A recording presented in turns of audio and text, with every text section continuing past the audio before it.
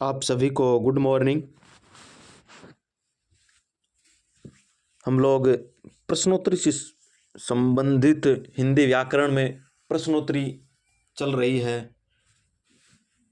हम पहले के कुछ टॉपिकों के बारे में हमने प्रश्न हैं वो कर लिए।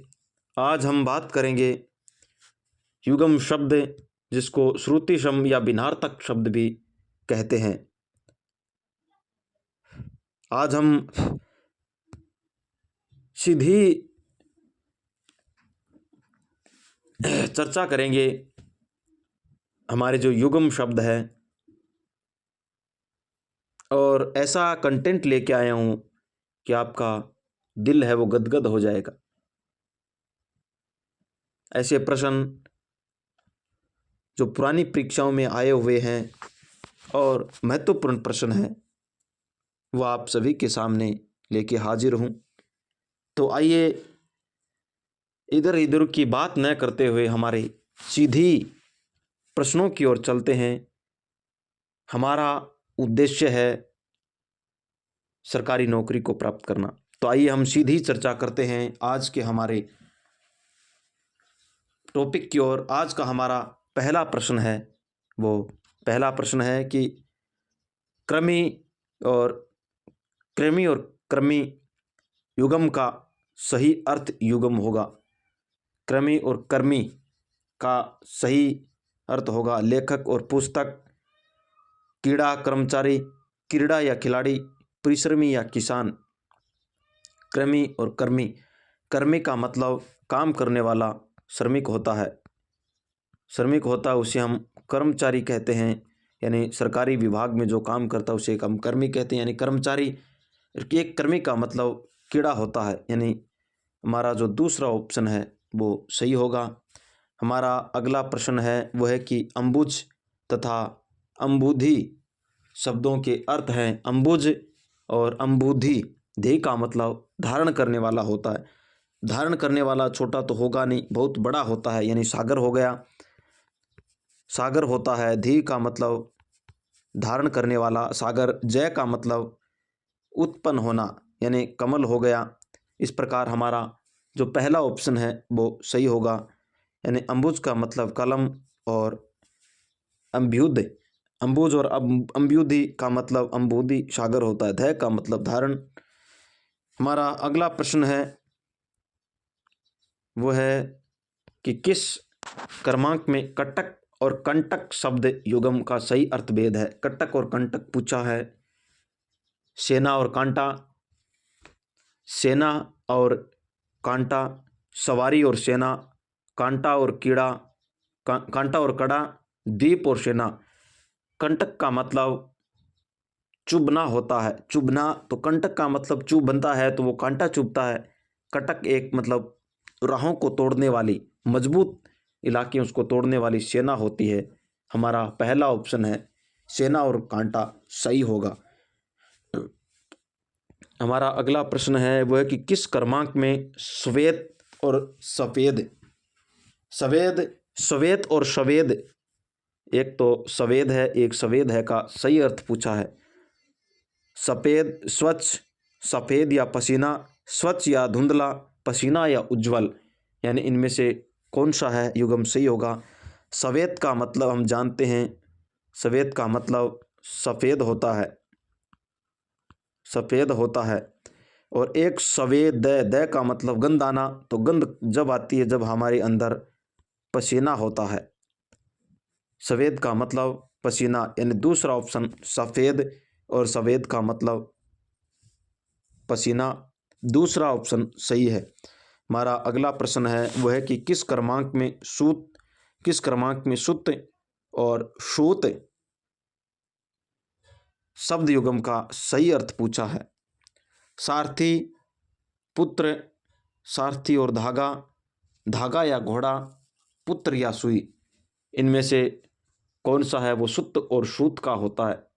एक जो छोटा होता है, सुत का मतलब पुत्र होता है, इसका मतलब पुत्र, और सूत का मतलब सारथी होता है, जो चलने वाला साथ चलता है उसे हम सारथी कहते हैं। तो हमारा जो पहला ऑप्शन है वो सही है, सारथी और पुत्र है वो सही होता है। हमारा अगला प्रश्न है वह है कि किस क्रमांक में कृतज्ञ और कृतज्ञन शब्द का युग्म सही अर्थ भेद वाला है? रचित या टूटा हुआ, कृतकार्य, बंधन मुक्त, उपकार को न मानने वाला, या उपकारी, उपकार मानने वाला और उपकार न मानने वाला। हम उपकार न मानने वाले को हम कृतज्ञन कहते हैं, यानी उपकार न नहीं मानने वाला, और ये मानने वाला, यानी हमारा जो चौथा ऑप्शन है वो बिल्कुल सही होगा। उपकार मानने वाले को हम कृतज्ञ कहते हैं, उपकार जो मानता है उसे हम क्या कहते हैं? कृतज्ञ, और जो उपकार नहीं मानता है उसे हम कृतज्ञन कहते हैं। कृतज्ञन हो गया। अब हमारा अगला प्रश्न है वो है कि इनमें से किस वर्ग में शब्द का सही अर्थ है? विरुद्ध, विरुद्ध, खिलाफ, ब्याज, बहाना, सची, इंद्राणी, हरि, विष्णु। इनमें से कौन से का सही अर्थ है? सची का मतलब इंद्राणी होता है, ब्याज का मतलब शुद्ध होता है, हरि का मतलब विष्णु नहीं हरियाली होती है। विरुद्ध है, विरुद्ध यह आता है विरुद्ध रे के अंदर। हमारा अगला यानी इसका तीसरा ऑप्शन, हमारा अगला प्रश्न है वह है कि आसक्ति, आसक्ति और आस्ति, यह आसक्ति है, यह आसक्ति का सही अर्थ पूछा है। निकटता या अनुरक्त, अनुरक्त या निकटता, उपासना या अनुरक्त, उपासना या निकटता। आसक्ति का मतलब होता है अनुरक्त होना, और एक आस्ति का मतलब हम किसी के प्रति आस रहते हैं, निकट रहते हैं, पास रहते हैं। दूसरा ऑप्शन है वो सही होगा। हमारा अगला प्रश्न है वो है कि किस क्रमांक उचित नहीं है? इनमें से ऐसा एक क्रमांक है जिसका सही नहीं दिया हुआ है।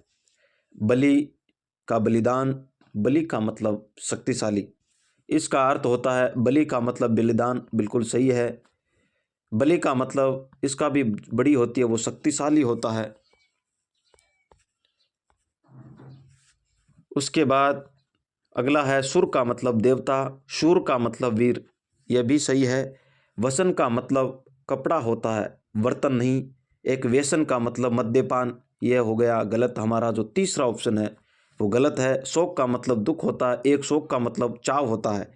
इस प्रकार हमने इसमें नहीं पूछा है, तो तीसरा ऑप्शन सही होगा। हमारा अगला प्रश्न है अंश और अंश।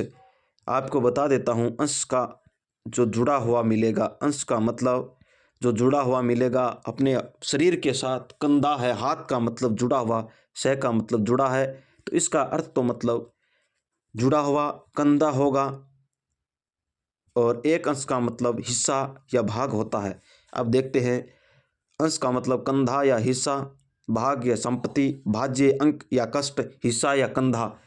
यानी हमने देखा अंश का मतलब हिस्सा, एक अंश का मतलब कंधा जो जुड़ा हुआ है, सह तो मतलब जुड़ा हुआ कंधा रहता है। तो हमारा चौथा ऑप्शन है वो सही होगा। अगला प्रश्न है वह है कि शम या शम युगम का सही अर्थ वाला युगम है? शांति या चावल, शांति या मोक्ष, चावल या शांति, समान या मोक्ष। सम का मतलब सम त्रिबाहु यानी समान भुजाओं वाले, पहले का अर्थ समान होगा। एक सम का मतलब शमशान घाट की ओर जाने वाला सम हो गया, यानी मोक्ष प्राप्ति। तो हमारा चौथा ऑप्शन है वो सही होगा। एक सम का मतलब समान हो गया, इसका मतलब सम का मतलब समबाहु समान, और इसका मतलब शमशान की तरफ जाना यानी मोक्ष प्राप्ति की ओर जाना। चौथा ऑप्शन सही है। अब चलते हैं हमारे अगले प्रश्न की ओर। हमारा अगला प्रश्न है वह है कि कूच और कोच का सही युग्म अर्थ वाला है। बड़ा कोच यानी प्रस्थान करना होता है, छोटा कोच का मतलब उत्तेजित अवस्था होता है। यानी कोच या कोच, पहला ऑप्शन है उरोज या सेना, सेना या स्तन, उरोज या प्रस्थान, स्तन या कली। तो बड़े कूच का मतलब सेना कूच कर गई, प्रस्थान कर गई। उरोज हमारा तीसरा ऑप्शन है वो सही होगा। हमारा अगला प्रश्न है वो है कि निम्नलिखित में से या निम्न में से सही अर्थ वाला शब्द युग्म छांटना है। क्षति, क्षति हानि, क्षति दोष, क्षति हानि और क्षति दोष। अम्ब अवश्य, अम्बु अभी, जलज बादल, जलद कमल, ग्रंथि गांठ और ग्रंथ का मतलब पुस्तक। इनमें से सही वाला पूछा है तो हमारा चौथा सही। ग्रंथि का मतलब बिल्कुल गांठ होता है, एक ग्रंथ का मतलब पुस्तक होता है, सही है। अब हम इनकी भी चर्चा कर लेते हैं। पहला है, तीसरे में हम जलज की बात करें तो ये उल्टा है, यानी इसका तो कमल हो जाएगा और इसका है वो बादल हो जाएगा, जलद का। अम्बु का मतलब, एक अम्ब का मतलब अभी होता है, अम्बु का मतलब अवश्य। ये उल्टे हैं और हैं वो उल्टे। क्षति का मतलब हानि, एक सत्य मतलब दोष होता है। हमारा अगला प्रश्न है वो है कि त्रुटिपूर्ण अर्थयुक्त शब्द युग्म है। अमित, अमित, असीम, एक है अभिहित, अनुचित, अभिहित कथित, कमल स्वच्छ, अमल स्वच्छ, अमला लक्ष्मी, अर्पण नत्रहीन, पत्रहीन, अर्पणा पार्वती। हमें अर्थयुक्त सही अर्थ वाला पूछा है।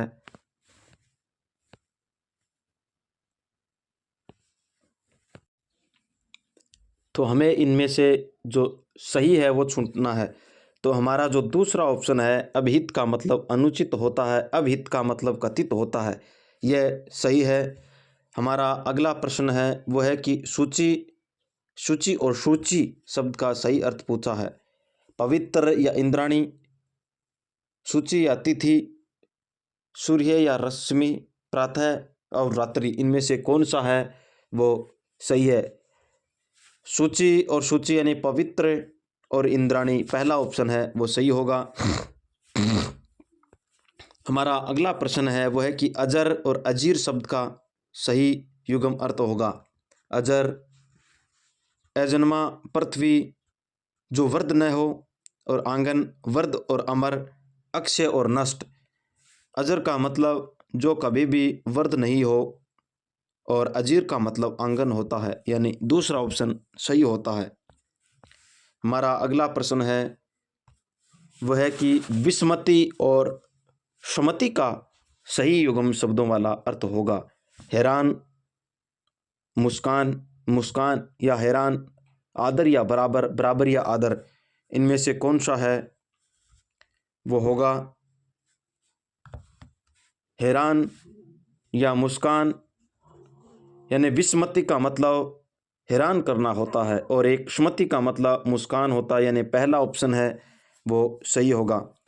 हमारा अगला प्रश्न है वह है कि तरणी शब्द का अर्थ नौका होता है। तो तरणी अगर बड़ी है, उसका अर्थ अगर नौका होता है तो छोटी तरणी है, इसका अर्थ क्या होगा।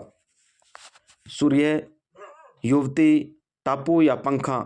छोटी होती है, बड़ी होता है वो नौका होता है, छोटा यानी किरणें आती आती छोटी हो जाती है किसकी, सूर्य की। तो तरणी का मतलब सूर्य होता है। हमारा अगला प्रश्न है वह है निम्नलिखित युग्म शब्दों के समूह में से कौन सा अशुद्ध है। हमें अब अशुद्ध छांटना है। सुधि, स्मरण, एक सुधि का मतलब समझदार होता है। प्रणय, विवाह, विवाह है, एक परिणय का मतलब प्रेमालाप होता है। लक्ष्य का मतलब लाख होता है, लक्ष्य का मतलब ध्येय होता है। विजन का मतलब एकांत और व्यंजन का मतलब पंखा होता है। हमें इनमें से गलत कथन को छांटना है। अशुद्ध है, प्रणय का मतलब विवाह है, परिणय का मतलब परिलाप, यानी दूसरा ऑप्शन है ये गलत है। हमारा अगला प्रश्न है वह है कि भ्रम, संदेह शब्द, भ्रम और संदेह शब्द युग्म का सही अर्थ वाला विकल्प कौन सा है। धोखा, आशंका, निश्चय, मिथ्या ज्ञान, मिथ्या ज्ञान या अनिश्चय, आशंका या धोखा। यानी भ्रम का मतलब धोखा देना होता है। और संदेह का मतलब आशंका, यानी पहला ऑप्शन है वो बिल्कुल सही होगा। हमारा अगला प्रश्न है वो है इनमें से किस शब्द युगम का अर्थभेद सही नहीं है। अन्न और अन्य, अन्न का मतलब अनाज, अन्य का मतलब दूसरा। ग्रह और गृह, ग्रह और गृह, घर और आकाशीय पिंड। दग्ध और दूध, दग्ध जला हुआ, दुग्ध दूध। जलद और जलद जलद, बादल और कमल, यानी कौन सा कथन है वो सही नहीं है। अन्न का मतलब अनाज होता है, अन्य का मतलब दूसरा, पहला ऑप्शन सही है। ग्रह का मतलब, ग्रह का मतलब घर नहीं होता, इसका अर्थ ग्रह होता है, इसका अर्थ आकाशीय पिंड, यानी दूसरा ऑप्शन गलत हो गया। दग्ध का मतलब जला हुआ होता है और दूध का मतलब जला हुआ और दूध हो गया। जलद का मतलब बादल, दया आ गया, और जलज का मतलब कमल। इस प्रकार हमारा जो दूसरा ऑप्शन है वो गलत हो गया, और इसमें गलत पूछा है तो दूसरा ऑप्शन सही है इसमें। हमारा अगला प्रश्न है वो है कि किस विकल्प में कृति और कृति का सही होता है। कृति का मतलब और छोटी और बड़ी हमें पूछा है। कृति और कृति, श्रद्धेय और संपन्न, रचना और चतुर, संपन्न और ध्येय, निपुण और रचना, यानी छोटी होती है वो कृति, यानी रचना होती है। तो हमारा दूसरा ऑप्शन है वो सही होगा। रचना और चतुर बड़ी होता, चतुर है वो बहुत ही बड़ा होता है, रचना है वो छोटी होती है। अब हमारा अगला प्रश्न है वो है कि स्मरण और विद्वान शब्दों का के लिए उचित विकल्प को चुनिए। एक तो स्मरण और विद्वान, यादाश्त और सुधि, सुधि और शुद्धि, सुधि और शुद्धि, विद्युत और विद्युत, विद्युत और विद्युत। इनमें से स्मरण का मतलब बुद्धि होना होता है, याद करना होता है, बड़ी होती है। इस प्रकार शुद्धि, स्मरण और विद्वान बड़ा हो जाता है, यानी दूसरा ऑप्शन है वो सही होता है। हमारा दूसरा कथन है, यानी दूसरा है शुद्धि और शुद्धि वाला, जो दूसरा ऑप्शन है वो सही है। हमारा अगला प्रश्न है वो किस विकल्प में शब्द युगम का सही अर्थभेद है। अगर, अगर, आगे, अगरबत्ती। अगर, अग्र और अगर, और आगे और धूप बत्ती। अंतर, अंतर, इत्र और भेद, सही पूछा है, ये ध्यान रखना। अनल और अनिल, हवा और अग्नि, तरणी और तरिणी। पहला ऑप्शन यानी अगर, अगर का मतलब आगे हो गया, और एक अगर का मतलब अगरबत्ती, पहला ऑप्शन है वो सही हो गया। अंतर का मतलब भेद होता है, एक अंतर का मतलब इत्र होता है, पहला ऑप्शन गलत है। तीसरा है अनिल, अनल यानी जहाँ नल नहीं हो वहाँ पर आग लगेगी, तो आगे दे दिया। एक अनिल यानी जहाँ नहीं हो हवा, एक हवा हो गई। एक तरणी, बड़ा होता है वो नाव होता है, छोटी सूर्य की किरणें आती है, उल्टा दे रखा है। अगला प्रश्न है, अगला प्रश्न है हमारा कि किस विकल्प में शब्द युगम का अर्थभेद सही नहीं है। इनमें से कौन सा है वो सही नहीं है। विपण और विपणी, बाजार, दुकानदार। वत्स, वत्सर, बछड़ा और वर्ष। विपिन, विपन, कष्टकारी, जंगल। विजय, विजया, जीत और देवी। हमें इनमें से कौन सा कथन है वो सही नहीं है ये पूछा है। एक विपण होता है का मतलब बाजार होता है, एक विपणी का मतलब दुकानदार होता है, बेचने वाला। वत्स का मतलब बछड़ा हो गया, और एक वत्सर का मतलब वर्ष हो गया, बिल्कुल सही है। विपिन का मतलब कष्टकार और जंगल, ये ऑप्शन गलत है, यानी तीसरा ऑप्शन है वो इसका गलत है, और हमें गलत ही पूछा है तो तीसरा ऑप्शन होगा। विजय का मतलब जीत होगा, और एक विजय का मतलब लक्ष्मी होती है। तो हमारा जो तीसरा ऑप्शन है वो इसका गलत है। हमारा अगला प्रश्न है वह है कि अंधकार, अंधकारी और अंधकारी उक्त शब्द युगम का सही अर्थ बताइए। कलम, सॉरी कमल और अंधकार युक्त। महोदय, महादेव एक राग विशेष। निरादर, विरक्त। धूप बत्ती एक शासक विशेष। हमें पूछा है अधिकारी यानी अंधकारी और अंधकारी बड़ा अंधकार यानी दूसरा ऑप्शन महादेव होता है, एक होता है एक राग विशेष अंधकारी। हमारा अगला प्रश्न है वह कि किस विकल्प के शब्द क्रमशः कृपा और महल होते हैं। कृपा और महल, प्रसाद प्रसाद और प्रसाद, प्रसाद और प्रसाद, आवास और आभास, आभास और आवास। कृपा और महल के बारे में, महल का मतलब प्रसाद होता है, कृपा का मतलब प्रसाद होता है, यानी दूसरा ऑप्शन है वो सही है। हमारा अगला प्रश्न है वह है कि चतुष्पद और चतुष्पद का सही अर्थभेद वाला पूछा है। चतुष्पद 4 पैरों वाला, चतुष्पद चौराहा, चौराहा चौपाया, चौथाई भाग चौपाया, चौपाया या 4 मात्राओं वाला, 4 मात्राओं वाला हमें इसमें पूछा। चतुष्पद यानी 4 पैरों वाला, पहला ऑप्शन सही होगा और चतुष्पद का मतलब 4 राहें, पहला ऑप्शन सही है। हमारा अगला प्रश्न है वह है कि सही अर्थयुक्त शब्द युगम है। अचल, अचल पुरुष, अचला पृथ्वी, तरणी युवती, तरणी षोडशी, करोड़ गोद, करोड़ 100 लाख, सूची तालिका, एक सूची इंद्राणी। हमें पूछा है सही अर्थ वाला, तो सही अर्थ करोड़, करोड़ का मतलब गोद होता है, 1 करोड़ का मतलब 100 लाख होता है। हमारा जो तीसरा ऑप्शन है वो सही है।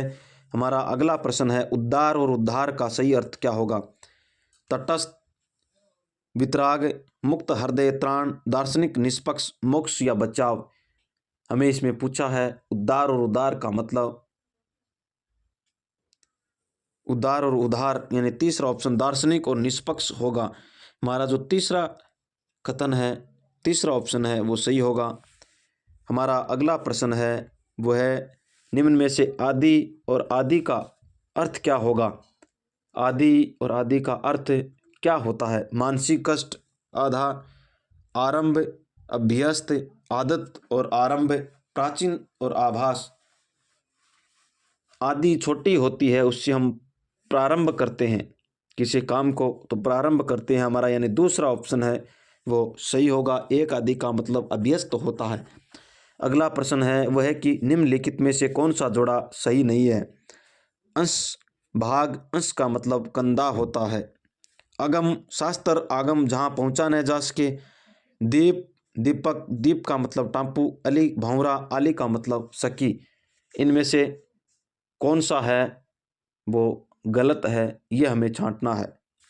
अंश और भाग, कंधा ये सही है। अगम का, एगम और आगम का मतलब जहाँ, एगम का मतलब जहाँ जाए ना जा सके, यानी दूसरा ऑप्शन है वो गलत है। इस प्रकार पूछा ही हमने गलत है, तो हमारा जो दूसरा ऑप्शन है वो बिल्कुल सही होगा। दीप, दीप और द्वीप का मतलब टापू होता है। अली का मतलब भंवरा, आली का मतलब सकी होता है।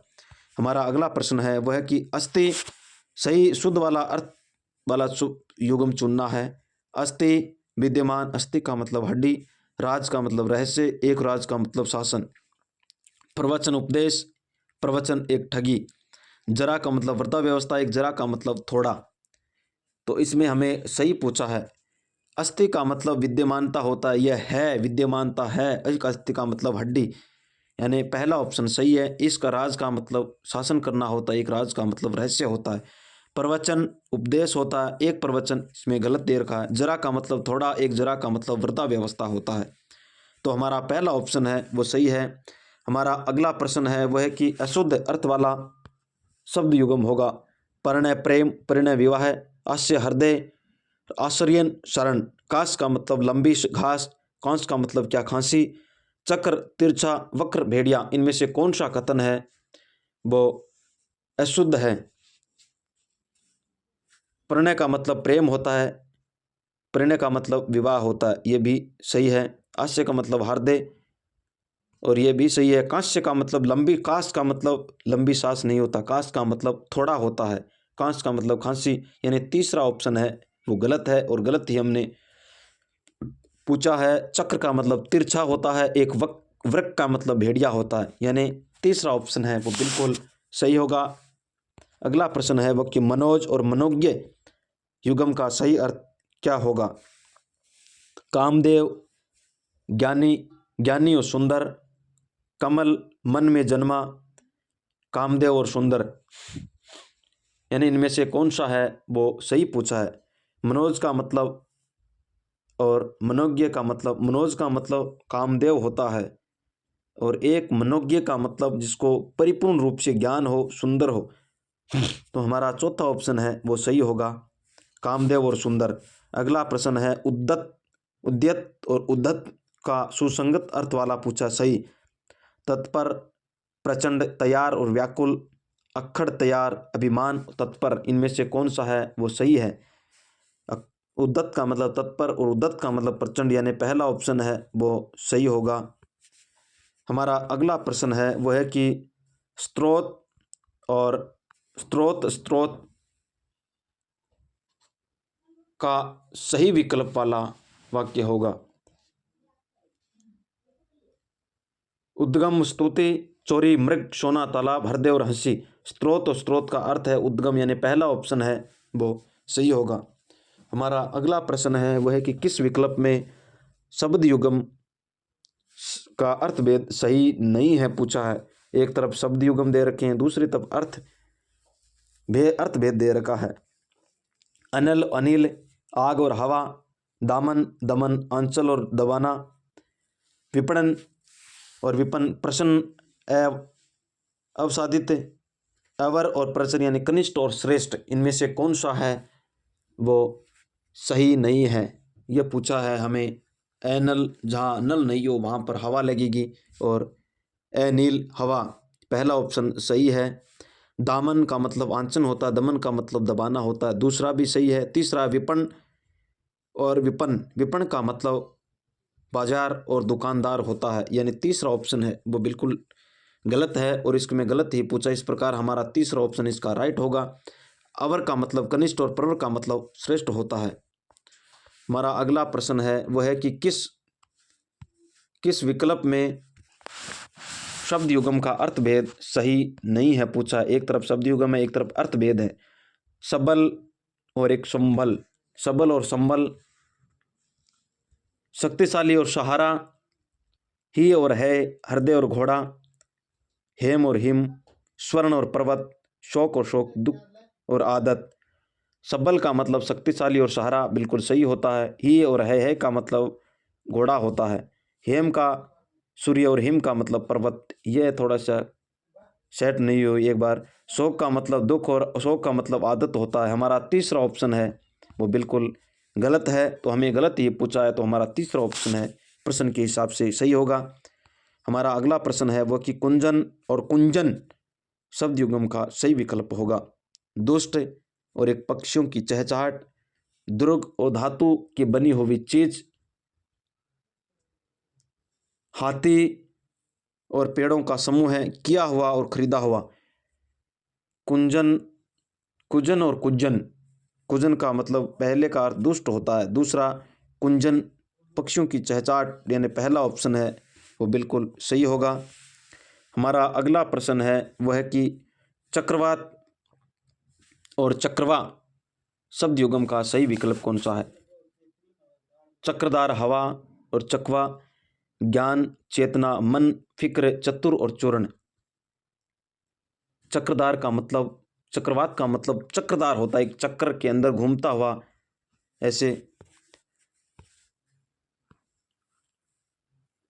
घूमते हुए अंदर जाता है चक्रधार, और एक चकवा होता है चक्रवा, यानी पहला ऑप्शन है वो सही होगा। हमारा अगला प्रश्न है वह है कि इंदिरा, इंदा शब्द युग्म का सही विकल्प चुनिए। भोजन और भेंट, चंद्रमा और चूहा, आईना और संकट, लक्ष्मी और इंद्राणी। इंदिरा और इंदा का पूछा है हमें, तो इंदा और इंदिरा, इंदिरा और इंद्र, ऐसे इंदा है इसके अंदर, तो हमारा इंदिरा और इंद्रा, इंद्राणी चौथा ऑप्शन है वो सही होगा। इंदिरा का मतलब लक्ष्मी होता है, लक्ष्मी और इंद्राणी। अगला प्रश्न है वह है कि उपल और उत्पल शब्द युग्म का सही विकल्प चुनिए। उत्पल और उपल का हमें बताना है। पत्थर और कमल, ऊंचा उपद्रव, सत्य या ठीक, तारना और एक उपल का मतलब पत्थर होता है ऊपर की ओर पत्थर। एक उत्पल का मतलब कमल, जो उत्पल कमल का पौधे से एक कमल का फूल है वो होता है। हमारा पहला ऑप्शन है वो बिल्कुल सही होगा। हमारा अगला प्रश्न है वो कि ऐसाद और ऐसाधु शब्द युग्म का सही विकल्प चाहिए। कठिन और दुष्ट, अशुद्धि और अनुचित, नश्वर और असत्य, बुरा और आग, इनमें से ऐसाद का मतलब एक ऐसाधु। पहला ऑप्शन दुष्ट और कठिन होगा। हमारा अगला प्रश्न है वो है कि अशौच और अशौच शब्द का सही विकल्प चुनिए।